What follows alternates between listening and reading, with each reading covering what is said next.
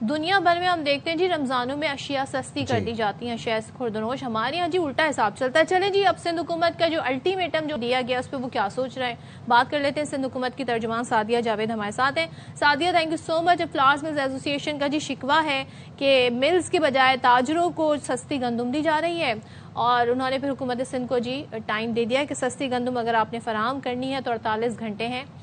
کیا کریں گے جی آپ اس 48 گھنٹے میں؟ Thank you very much. پہلے تو آپ کے چینل کے توسط سے کرسچن بہن بھائیوں کو پوری دنیا میں کرسمس کی مبارکباد، اور اس کے بعد ہم پاکستانیوں کو قائد اعظم محمد علی جناح کی برتھ ڈے مبارک.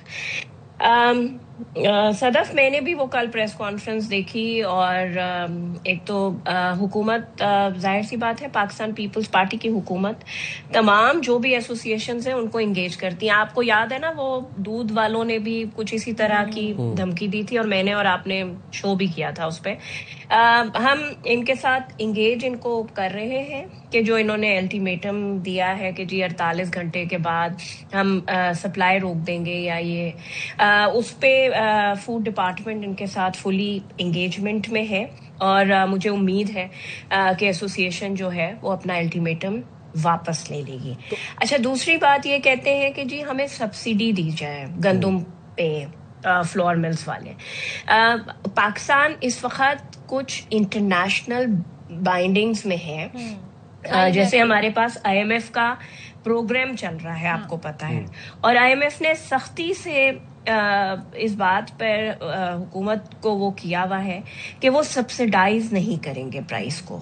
آپ کو یاد ہے کہ ہمیشہ گندم کی فصل سے پہلے حکومت گندم کے ریٹ مقرر کرتی تھی، لیکن پچھلے 2 سال سے ریٹ مقرر نہیں ہوئے، کیونکہ یہ آئی ایم ایف کی جس پروگرام کے تحت پاکستان کو وہ لوننگ کر رہا ہے، اس میں ایک ون آف دی شرط میں کہوں کہ ہے کہ ہم نے یہ کام نہیں کرنا.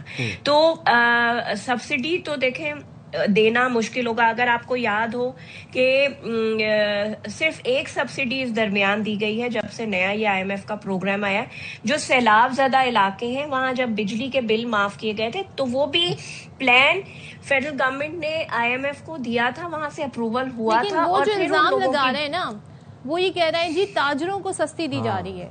تو ایک اگر یہ مسئلہ سب کے لیے ہے کہ سبسڈی نہیں دی جا رہی تو وہاں کیا ایگزمپشنز ہیں؟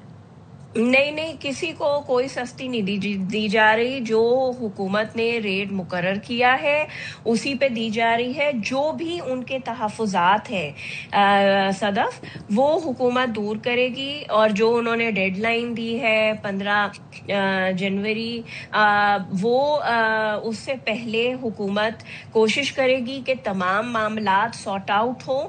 اور ہم بالکل یہ نہیں چاہیں گے کہ سندھ میں لوگوں کے لیے آٹا مہنگا ہو، کیونکہ اگر یہ گندم کے ریٹ بڑھائیں گے، آٹے کے ریٹ بڑھائیں گے تو اس سے مجھے، آپ کو، ہر شہری کو تکلیف ہوگی.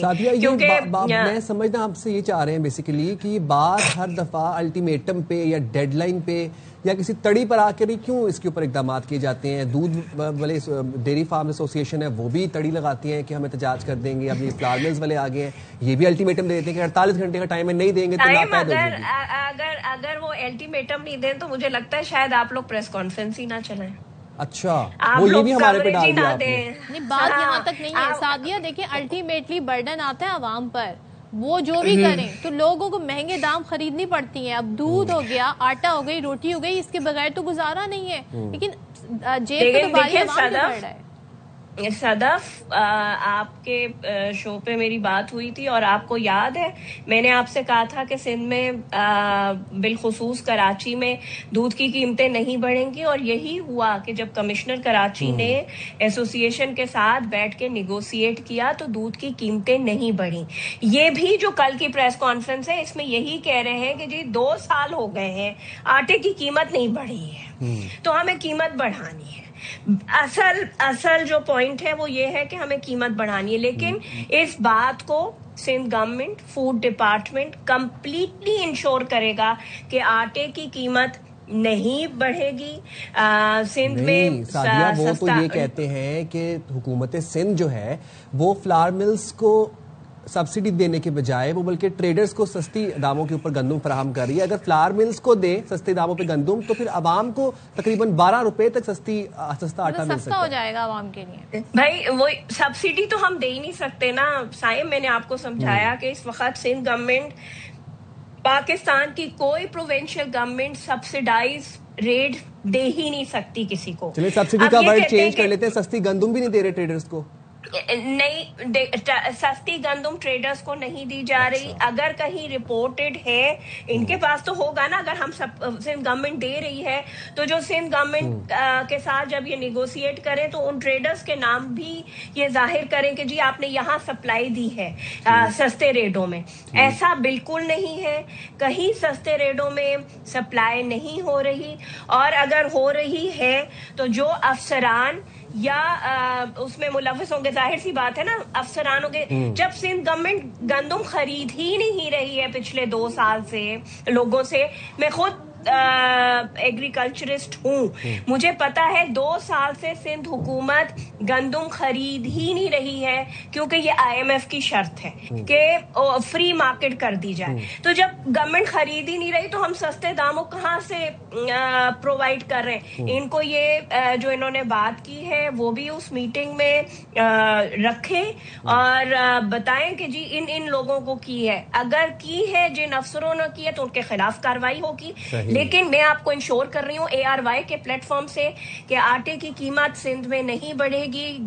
اس چیز کو سندھ گورنمنٹ فلی انشور کرے گا. اچھا, ایک الزام اور بھی عائد کیا جو کہ بڑا سنگین نوعیت کا ہے, وہ یہ ہے کہ جی 62 شخصیات نے اربوں روپے کی رشوت طلب کی جس کے دستاویزی ثبوت اور ویڈیو ریکارڈنگز بھی موجود ہیں. تو اس بارے میں جی ایسوسیشن کے اس بڑے الزام کے بارے میں کوئی ثبوت بھی ہیں ان کے پاس, کیا کہنا چاہیے؟ بالکل, اگر ان کے پاس ثبوت ہے, میرا خیال ہے کیونکہ آج چھٹی ہے, کل فوڈ منسٹر صاحب جو ہے وہ ان کے ساتھ میٹنگ سیٹ ہو رہی ہے, اس میں یہ شواہد رکھیں جنہوں نے ان سے ڈیمانڈ کیا ہے. اگر ان کے پاس شواہد ہیں تو اس کے خلاف بھی ایکشن ہوگا.